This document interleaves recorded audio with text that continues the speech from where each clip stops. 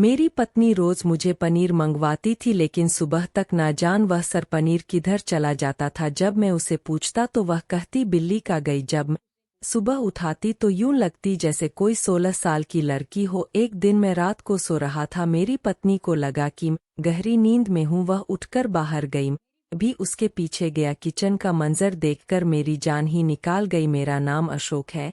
मेरे बचपन में ही मेरे माता पिता की मृत्यु हो गई थी। मेरी मम्मी ने एक दिन मुझे बहुत ही अजीब बात कही, जिसे सुनकर मैं काफी हैरान हो गया था। मेरी मम्मी ने मुझे कहा कि वह मेरी शादी करवाना चाहती है मेरे लिए। उन्होंने लड़की भी ढूंढना शुरू कर दिया था। एकदम से सब बातें सुनकर मैं काफी उलझन में पड़ गया था, क्योंकि मैं शादी के लिए बिल्कुल भी तैयार नहीं था। मैंने अपनी मम्मी को हिचकिचाते हुए माना कर दिया और कहा कि मुझे कुछ वक्त चाहिए। मम्मी पहले तो थोड़ा नाराज सी हो गई, मगर फिर मम्मी ने मेरी बात मान ली।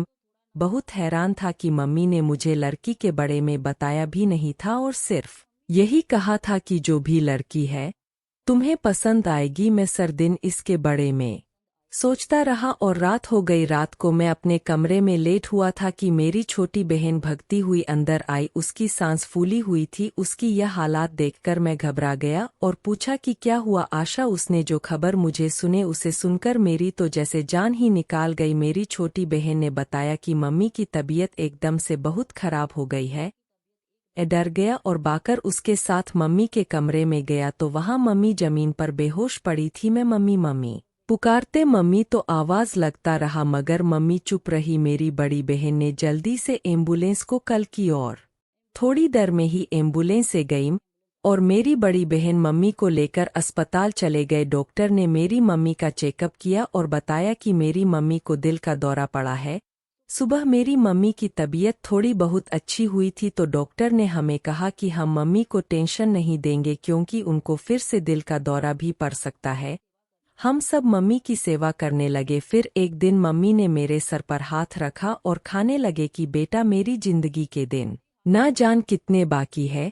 मेरी हालात ठीक नहीं है, इसलिए मैं चाहती हूँ कि तुम मेरे करने से पहले शादी कर लो। मैं तुम्हें शादीशुदा देकर चैन से मरना चाहती हूँ। अब माना करने का सवाल ही पैदा नहीं होता था। मैंने हाँ में सर हिल दिया और मम्मी बोली कि बेटा, तुम इस लड़की से शादी करोगे जिसके बारे में मैंने तुमसे कहा था। मैंने हाँ कर दी और फिर उसे रात अस्पताल में हमसे मिलने एक लड़की आई जिसने सूट सलवार पहने हुआ था, और अस्पताल में ही एक वकील को बुलाया और हम दोनों की वकील के सामने ही कोर्ट मैरिज कर दी गई। हम दोनों कोर्ट से शादी कर चुके थे। बाद में मम्मी ने मुझे कहा कि अपनी पत्नी को लेकर घर चले जाओ और तुम्हारे बहन मेरे पास अस्पताल में रुक जाएगी। मैं शादी से खुश तो नहीं था, लेकिन अपनी पत्नी का चेहरा देखने के लिए बहुत बेताब था। मेरी बहन मम्मी के पास रुक गई और हम घर आ गए। मेरी पत्नी घूंघट और बैठी थी। जब मैं कमरे में पहुंच और मुस्कुराते हुए जब उसके पास आया तो उसका चेहरा देखकर मेरे पैरों तले से जमीन निकाल गई, क्योंकि मेरे सामने जो मेरी पत्नी बैठी थी वह उम्र में मुझे तकरीबन 5 साल बधाई थी। मैं 25 साल का नौजवान था और वह 30 साल की, और ना ही वह इतनी खूबसूरत थी। का रंग थोड़ा सा सांवला था। यह सब देखकर मैं घबरा गया और फौरन कमरे से बाहर चला गया। सारी रात मैं घर से बाहर रहा और यही सोचता रहा कि मेरी माँ ने मेरे साथ ऐसा क्यों किया। इतनी आम सी लड़की से मेरी शादी क्यों की। 2 दिन बाद मेरी माँ अस्पताल से घर आ गई। मम्मी की तबीयत खराब थी और इसलिए मैं अपनी मम्मी से किसी तरह की कोई शिकवा शिकायत नहीं कर सकता था और अपनी पत्नी के साथ वैसे ही रहने लगा जैसे आम मियां बीबी रहते हैं।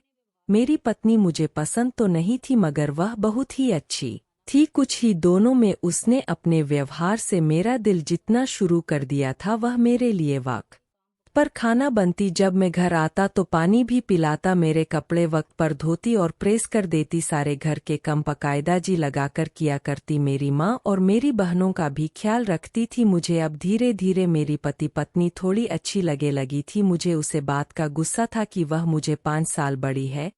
मैंने कभी उसे अपनी पत्नी की निगाह से नहीं देखा था, मगर वह जिस तरह से मेरा ख्याल रखती थी मुझे अच्छी लगती थी। मैं शुरू में तो उसे गुस्से में बात करता था और हर वक्त डांटा करता था, मगर फिर मेरे शब्दों में धीरे धीरे अच्छाई आने लगी और यूं ही हमारी शादी को 2 महीने गुजर गए। एक दिन मैं सोया हुआ था, जब मुझे रन की आवाज़ आई तो मैं हैरान रह गया। यह आवाज़ बाथरूम से आ रही थी। मैं परेशान था कि रात के वक्त बाथरूम में कौन रो रहा है। मैंने दरवाजे पर आवाज़ दी तो थोड़ी देर बाद मेरी पत्नी बाथरूम से बाहर आ गई। मैंने उससे पूछा कि तुम अंदर क्यों रो रही थी, तो खाने लगी कि नहीं, मैं तो नहीं रो रही थी, आपको कोई गलतफहमी हुई है। लेकिन मुझे यकीन था वह सच में रो रही थी। ऐसे ही कई दिन बीत गए। मैं अपनी पत्नी को अक्सर रोता हुआ देखा करता था और जब उसे रन की वजह पूछता तो वह मुझे कुछ भी न बताती और झूठ बोल देती कि मैं नहीं रो रही थी। यह चीज़ मुझे बहुत परेशान कर रही थी कि मेरी पत्नी क्यों रोती है। मैं उसकी वजह जानना चाहता था। एक दिन मैं काम से घर वापस आया तो मैंने देखा कि मेरी बहन मेरी पत्नी को बहुत डांट रही है, और सिर्फ डांट ही नहीं रही बल्कि उसको थप्पड़ भी मारा है। यह सर तमाशा मैंने अपनी आंखों से देखा था। दीदी मेरी पत्नी को कह रही थी कि तुम मनहोश हो, तुम जैसी बदसूरत औरत की वजह से हमारा गर्भ बर्बाद हो गया। हमारे भाई को और भी खूबसूरत लड़की मिल सकती थी। मैं फौरन दीदी से बोल पड़ा, दीदी आप यह सब क्या कर रही हो और इस शादी में उसकी क्या गलती है। फिर मैं हाथ पकड़कर अपनी पत्नी को कमरे में ले आया था। अब ऐसा अक्सर होने रहा था कि मेरी बहन मेरी पत्नी को डांट करती थी और फिर मुझे पता चल गया मेरी पत्नी क्यों रोती है। मुझे अपनी पत्नी से थोड़ा सा प्यार होने लगा था। मैं अक्सर अपनी बहनों से अपनी पत्नी के लिए लाड पड़ता था। वक्त ऐसे ही गुजरा जा रहा था। मैं अपने बहनों से पत्नी के लिए लड़ता तो वह मेरी पत्नी के खिलाफ बातें करके मेरा दिमाग खराब कर देती। मेरी बहाने मेरी पत्नी कि ऐसी बुराइयां करती कि मुझे अपनी पत्नी पर गुस्सा आने लगता। मुझे नहीं पता था कि मेरी बहाने सच का रही है या झूठ, लेकिन मुझे उन पर यकीन था। अब मेरी माँ ने भी मेरी पत्नी के खिलाफ मुझे भड़काना शुरू कर दिया था। जब माँ ने मेरी पत्नी की बुराई की तो मुझे यकीन हो गया कि कोर्ट मेरी पत्नी के अंदर ही है।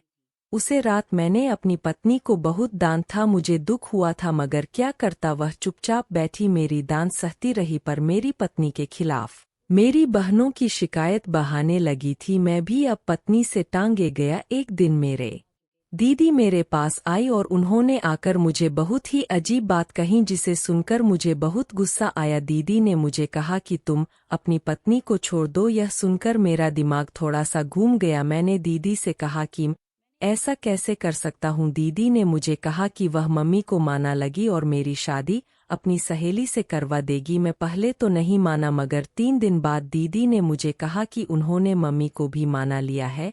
अब मैं राजी तो हो गया था मगर यूं ही उसको कैसे छोड़ सकता था। फिर एक दिन मेरी पत्नी मेरे लिए खाना पाक कर लाई और खाने में नमक थोड़ा ज्यादा था। मैंने सोच रखा था कि आज नमक ज्यादा होने का बहन करके अपनी पत्नी को डांट लूंगा और उससे छुटकारा लेने की बात भी कर दूंगा। मैंने उसे डांटना शुरू कर दिया, लेकिन जैसे ही मैंने उसे छोड़ने की बात कही तो मेरी पत्नी के रन और चखने की आवाज सुनकर वहां लोग गए। उन्होंने पुलिस को भी बुला लिया। यूं तुम अपनी पत्नी को तलाक देने के लिए रुक गया। मुझे थाने में ले जाया गया। फिर इस मामले को पुलिस ने उलझा दिया और मेरी पत्नी ने भी मुझे माफ़ी मांगी, हालांकि उसकी गलती नहीं थी। उसे दिन के बाद मेरी पत्नी बिल्कुल बादल सी गई थी। अब वह कुछ न बोलती थी, हर वक्त चुप रहती। बस रात होती तो मुझे पनीर मंगवाती थी। मैंने दुकानदार से कहा था कि मुझे बिल्कुल ताज पनीर चाहिए और मैं ताज पनीर उसके लिए लेकर आया था। मेरी पत्नी कमरे के बाहर खड़ी मेरा इंतजार कर रही थी। मुझे देखते ही उसकी आंखें चमक उठी और उसने मुझे पनीर वाली पानी पकड़ ली और बोली कि कल रात को मेरे लिए फिर से ले आना। इस सुनकर मैं घबरा गया और कहा कि तुम रोज मंगवाती हो, उसका क्या करती हो। मैंने थोड़ा गुस्से में कहा तो वह सहमति गई और खाने लगी। रात को पनीर बिल्ली का गई थी, इस वजह से आज दोबारा पनीर मंगवा रही हूँ। मैंने उसकी बात मान ली और फिर काम पर चला गया। अगली रोज मैं दोबारा अपनी पत्नी के लिए पनीर लेकर आया और उसे अपने हाथों से थमाया था और अपने कमरे में ए गया। लेकिन हैरत का झटका मुझे तब लगा जब अगले दिन मेरी पत्नी ने फिर से मुझे कहा कि प्लीज आज भी रात को पनीर ले आइएगा। मैंने फिर से पूछा कि पनीर तो लाया था, वह तो मैंने खाया ही नहीं। खाने लगी कि बिल्ली का गई थी। मैं भी बहुत हैरान था और सोने लगा कि बिल्ली इतना पनीर कैसे कर सकती है। जितना पनीर मैं लाया था उतना तो एक इंसान सारी रात खाता रहे तब भी ना खत्म हो, फिर बिल्ली ने कैसे का लिया। यह बात मुझे बहुत परेशान कर रही थी। मैं जानना चाहता था कि पनीर कहाँ जाता है। 2 से 3 बार। मैंने यह बात अपनी पत्नी से भी पूछी मगर उसने हमेशा यही बात कही कि पनीर बिल्ली का गई। इस बात को अब काफी दिन गुजर गए थे और मैं लगातार रोज अपनी पत्नी को पनीर लाकर देता था और वह पनीर गायब हो जाता था। मेरी मम्मी और बहाने भी इस बात का गुस्सा करने लगी थी कि तुम्हारी पत्नी उसे पनीर का क्या करती है। थोड़ा अफसोस में कहता कि दीदी मुझे नहीं पता, बस वह रोज ही ऐसे ही कहती है कि बिल्ली का जाती है पनीर। मेरी उसे बात को मेरी दीदी ने सर पर स्वर कर लिया था और ठान लिया था कि उसे बिल्ली का राज तो वह जानकर ही रहेगी। मेरी दीदी ने मेरी पत्नी पर कड़ी नजर रखती शुरू कर दी क्योंकि मेरी दीदी को मेरी पत्नी पर अजीब तरह का शक हो गया था। धीरे धीरे मेरे और मेरी पत्नी के बीच में सब कुछ अच्छा होने लगा था।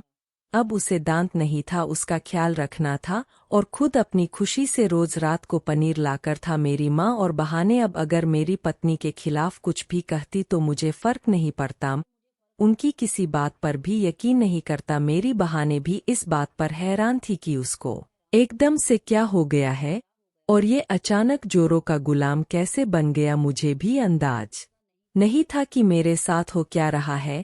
मुझे अब अपनी पत्नी से थोड़ा सा लगाव हो गया था, उसके साथ रहना और वक्त गुजरा मुझे अच्छा लगे लगा था। ऐसे ही 1 और महीना बीत गया। मेरी पत्नी के बड़े में मेरा नजरिया अब बदलने लगा था।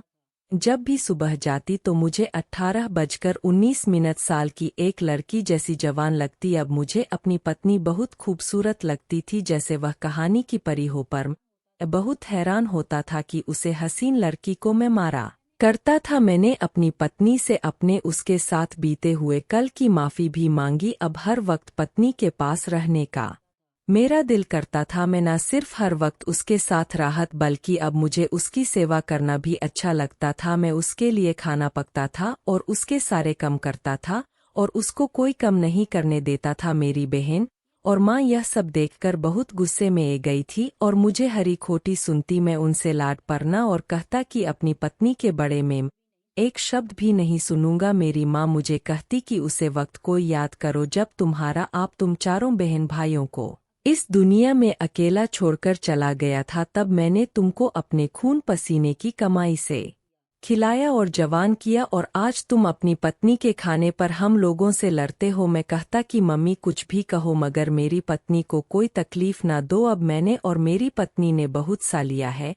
ऐसी अच्छे दिन अब गुजरते बता रहे थे। एक दिन मेरी दीदी को उसे पनीर का राज पता चल गया और फिर मेरी गैर मौजूदगी में मेरी पत्नी को डांटना शुरू कर दिया और डांटते हुए मेरी पत्नी पर हाथ भी उठा दिया।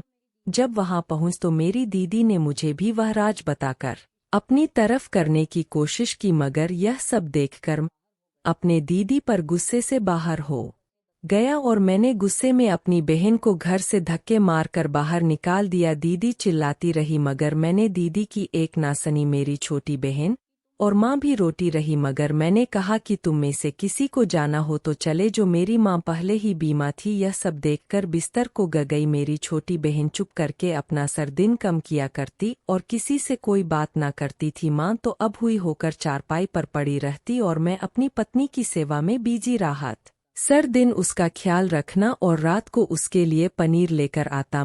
थोड़ा हैरान होता था कि रोज रात को बिल्ली पनीर कैसे का लेती है, मगर फिर ना जान यह बात खुद मेरे दिमाग से कैसे निकाल जाती और मुझे याद रहती कि अब दिन हो या रात उससे कोई फर्क नहीं पड़ता। मुझे सिर्फ अपनी पत्नी से फर्क पड़ता है।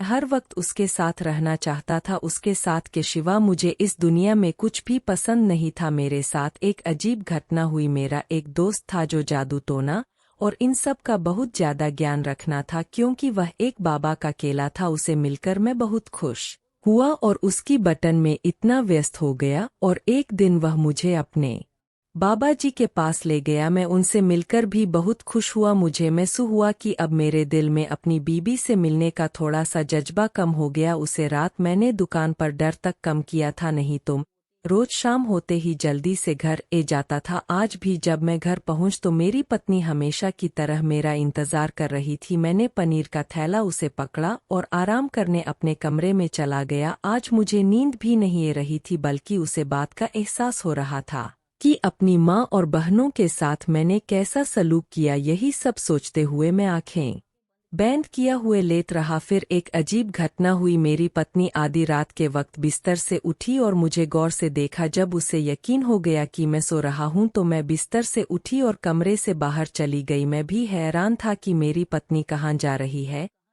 अभी बिस्तर से उठा और उसके पीछे चलने लगा। मैं कमरे से निकली और फिर सोई में चली गई। धीरे धीरे कम उठाता हुआ उसके पीछे चला जा रहा था। रसोई में गई और दरवाज़ा अंदर से बंद कर लिया। मैं बाहर खड़ा हुआ चुप चुप कर अंदर देखने लगा। जब मैंने अंदर का मंजर देखा तो मेरे पैरों तले से जमीन निकाल गई। अंदर मेरी पत्नी ने दियों का चारों तरफ से गोला बना रखा है और उसके बीच में बैठकर अजीब से मंत्र पढ़ रही थी और साथ ही साथ वह पनीर जलते जा रही थी और इतनी तेज रफ्तार से झूमती हुए पनीर पर कुछ पढ़ रही थी कि एक आम इंसान उसके बड़े में सोच नहीं सकता था। मुझे यह सब देखकर घबराहट महसूस हो रही थी। मुझे डर ग रहा था। जल्दी से वहां से चला गया और अपने कमरे में जाकर सो गया। सुबह उठा तो उठकर पूजा करके मंदिर चला गया और माता के सामने अपना सर झुकाकर अपने गलतियां की माफी मांगने लगा और विनती करने लगा कि भगवान मेरी मदद करो। फिर से मैं अपने उसे दोस्त के पास गया और सारी बात उसको सुने और मेरे दोस्त ने मुझे एक एक बात पूछी और फिर जो बात उसने मुझे बताई वे सुनकर तो मेरे पैरों तले जमीन ही निकाल गई। मेरे दोस्त ने मुझे बताया कि मेरी पत्नी कल जादू करती है, किसी और पर नहीं वह मुझ में पर करती है। ये सुनकर मेरी जान निकाल गई थी। मैंने अपने दोस्त से पूछा कि तुम्हें यकीन है ना, तो उसने कहा मुझे पूरा यकीन है कि तुम्हारी पत्नी तुम पर कल जादू करती है और तुम्हें अपना बनाना चाहती है। इस कल जादू की वजह से तुम हमेशा अपनी पत्नी के बड़े में सोचते रहते हो और अपने माँ और बहन के साथ बड़ा सालू करते हो। यह सब सुनकर मुझे एहसास होने लगा कि 1 साल से जो कुछ कर रहा हूँ वह सब मेरी पत्नी के उसे कॉलेज जादू की वजह से हो रहा है। मैंने सारी बात अपने दोस्त को बताई तो उसने मुझे एक पानी की बोतल दी और कहा कि यह पानी तुम रोज पीना, यह मुझे मेरे बाबा जी ने दिया था। इसको पीने से तुम पर किसी भी जादू का कोई असर नहीं होगा। उसके अलावा उसने मुझे कहा कि तुम पूजा पाठ भी किया करो। मैं उसकी बात सुनकर काफी हैरान था। पानी की बोतल लेकर अपने घर आया। मैंने पूजा पाठ करना शुरू कर दिया था। अब मैं पहले से महसूस कर रहा था कि उसके जादू का असर मेरे ऊपर कुछ कम हो रहा था। अब रोज रात को उसका पीछा करता और किचन में जाकर देखा कि वह क्या करती है। उसने अपना कल जादू भी बढ़ा दिया था मगर मेरे ऊपर उसका असर थोड़ा कम हो रहा था। एक दिन अपनी माँ के कमरे में गया जो बेहद बीमार थी और माँ से बात करने की कोशिश की। मेरी छोटी बहन ने मुझे मेरी माँ से बात करने से रोक दिया। मिनट कर रहा था तो मेरी माँ ने हाथ का इशारा किया और कहा कि बात करो। मैंने अपनी माँ को सारी बात कहानी और कहा कि मम्मी मुझे माफ़ कर दो। मेरी माँ ने कहा कि बेटा काश मैं तुम्हारी माँ ना होती तो मैं तुम्हें कभी माफ़ ना करती, लेकिन मैं तुमसे नाराज नहीं हूँ। मैं मम्मी के गले गया और कहा कि मम्मी मैं दीदी को भी घर वापस बुलाना चाहता हूँ। मम्मी ने कहा कि तुम्हारी दीदी को भी वापस ले आएंगे। फिर मैंने मम्मी से कहा कि आपने मेरी शादी इतनी बड़ी उम्र वाली लड़की से क्यों कराई, तो मम्मी खाने लगी कि बेटा तुम्हारे पापा का एक दोस्त था जिसने करने से पहले तुम्हारे पापा से वादा किया था कि उसकी इकलौती बेटी की शादी अपने बेटे से करवा देना, और यही वजह थी कि मुझे तुम्हारे पापा के करने के बाद उसे वादे को पूरा करना पड़ा है और उसे लड़की से तुम्हारी शादी करवा दी। मैं अपनी मम्मी के फिर से गले गया और खाने लगा। मैंने यूं ही गुस्से में आपको गलत समझा था। मम्मी ने मुझे थपकी दी और कहा कि कल हम तुम्हारी बहन को लेने जाएंगे। उसे रात फिर से मेरी पत्नी रात को किचन में गई और मैं रोज की तरह उसके पीछे गया। उसने चुप कर देखा था मगर उसकी नज़र मुझमें पर पड़ गई। मुझे देखते ही वह जोर जोर से चखने लगी और फिर मेरे कदमों में आकर गिर गई और उसका राज खुला गया और वह खाने लगी कि मैंने तुम्हें हासिल करने के लिए अपना सब कुछ बर्बाद कर दिया। वह मुझे देखें जा रही थी, इन सब से डरता था। मैंने जल्दी से बाबा जी का पानी दिया हुआ उसे पर फेंका तो वह बेहोश होकर गिर गई। सुबह मेरी पत्नी को होश आया तो वह रोने लगी और फिर मैंने उसे पूछा कि उसने यह सब क्यों किया, तो वह खाने लगी कि मैंने हमेशा जिंदगी अकेले साड़ी थी। मेरा आप मुझे छोटे होते ही छोड़ गया था। मम्मी माँ गई और मैं अपने पति को भी पसंद नहीं आई। मेरी नदी और समुझ पर जुल्म करती थी, उनका करना भी बनता था। कौन बर्दाश्त करता? लड़के से बड़ी लड़की कोसा और पति की जुल्मी सितम से सताई गई और बहुत परेशान रहती थी। मेरी एक सहेली ने मुझे बताया कि बाबा जी के पास चलते हैं, मैं तुम हारे मसाले का हाल बताएंगे। बाबा ने कहा कि तुम अपने पति को अपने काबू में कर सकोगी, और फिर मैंने यही अमल करना शुरू कर दिया। मेरा पति मेरा होने लगा था और काफी देर तक यह चला रहा, मगर फिर मेरे हाथ से सब निकालने लगा। मेरी बीबी रन लगी और सबसे माफी मांगने लगी। मैंने अपनी बीबी के आंसू पोंछ और कहा कि उसमें तुम्हारी नहीं बल्कि मेरी गलती है।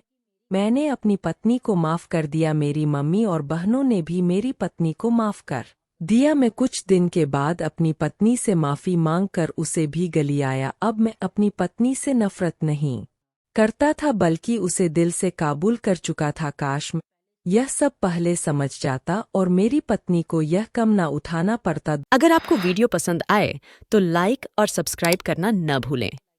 धन्यवाद।